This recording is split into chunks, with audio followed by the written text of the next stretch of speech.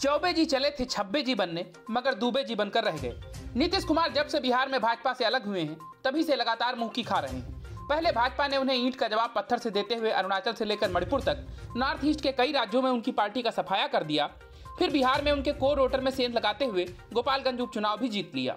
लेकिन नीतीश हैं कि मानते नहीं। उन्होंने गुजरात में पीएम मोदी के खिलाफ दम भरने की ठान ली और बीजेपी को हराने के लिए दांव आजमाने लगे। पर अफसोस की बात कि एक बार फिर से मैदान में उतरने से पहले ही नीतीश कुमार को मुंह की खानी पड़ी है।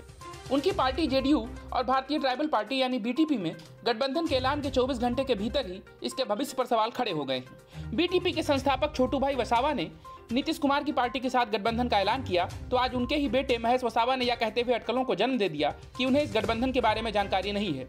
उन्होंने यह कहकर भी पिता के फैसले पर सवाल उठा दिए कि उनकी पार्टी में लोकतंत्र और सबकी सहमति से ही कोई फैसला हो सकता है। हालांकि छोटू भाई वसावा अपनी बात पर अब भी अडिग हैं। ऐसे में देखना दिलचस्प होगा कि बाप बेटे के बीच नीतीश के नाम पर सहमति बन पाती है या नहीं, और यदि ऐसा नहीं होता है तो जेडीयू क्या अकेले लड़ने का ऐलान करेगी।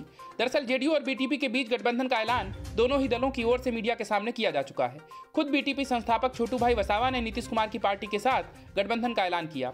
इस बीच उनके बेटे और पार्टी के राष्ट्रीय अध्यक्ष महेश वसावा ने कहा कि उन्हें इस बारे में कुछ नहीं पता। उन्होंने जेडीयू से गठबंधन को लेकर सवाल पर कहा कि वो कुछ नहीं जानते हैं। उन्होंने कहा कि आप किस बारे में बात कर रहे हैं, मुझे नहीं पता क्या कहा गया है।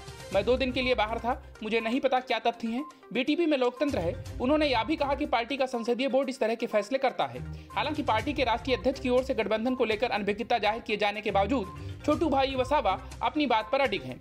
महेश वसावा की ओर से इनकार किए जाने के तुरंत बाद छोटू भाई ने कहा कि महेश वसावा बाहर गए हुए थे, इसलिए उन्हें जानकारी नहीं है।